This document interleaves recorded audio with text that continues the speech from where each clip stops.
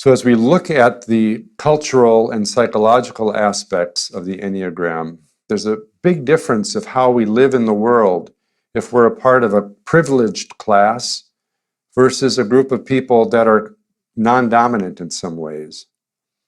And I think here again, it's one of the reasons why it can be so difficult to type. Being a part of a privileged class or culture has advantages to it when it comes to typing. There's an ease of moving through the world for me as a white male in this United States culture. There are a lot of assumptions that get made that don't get challenged by me as somebody who is in a privileged class.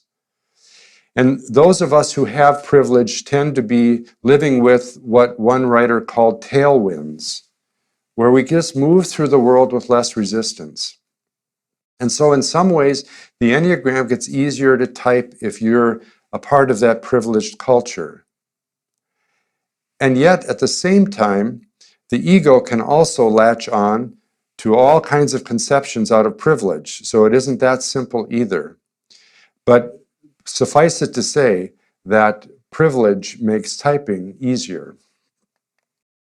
For those people that identify with non-dominant cultures in some ways, there can be a skewing dynamic. There can be self-perceptions and perceptions by other people that get in the way of really expressing who we truly are.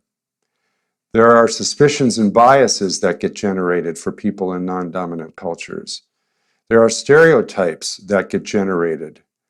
And all of these biases and stereotypes create a kind of headwind for non-dominant people. People that are part of non-white races and skin colors are a part of that, have to encounter that headwind. People in the LGBTQIA communities are encountering the headwinds. People that are not partnered, people that are non-married. All of these people are encountering these sort of headwinds, and it can affect how self-perception unfolds and how other people unfold. And all of that can just muddy the water when it comes to typing. One way that this concept has been expressed that I think is really helpful is through a notion called overlays. Ginger Lapid-Bogda talks about different kinds of overlays that sit on top of a type that again have that obscuring quality.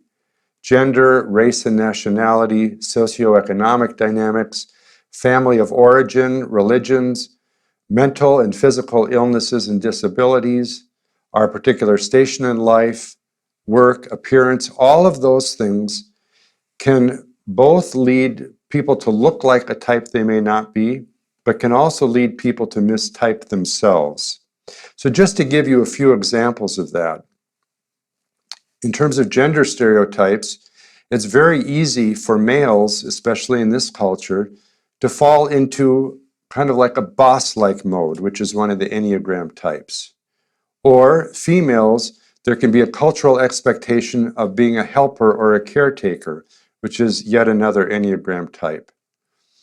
If somebody grows up in a perfectionistic household, a perfectionistic parent, that can lead to behaviors that look a lot like a particular type that may not actually be at the essence of a person.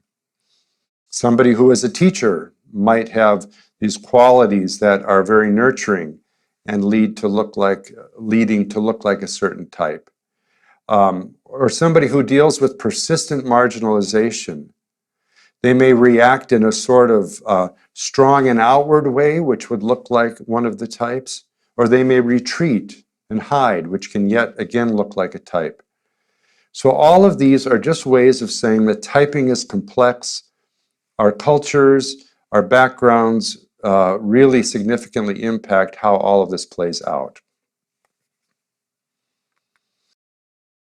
The only way to really get to the heart of our type and our essential self is to do this hard work of the downward ascent. It's about understanding how we are protected, kind of peeling back the layers of the ego onion, and then it's about moving into our best self and appreciating some of the really tailwinds and some of the gifts that come from being who we really are. And that's what the Enneagram is going to be inviting you and me into.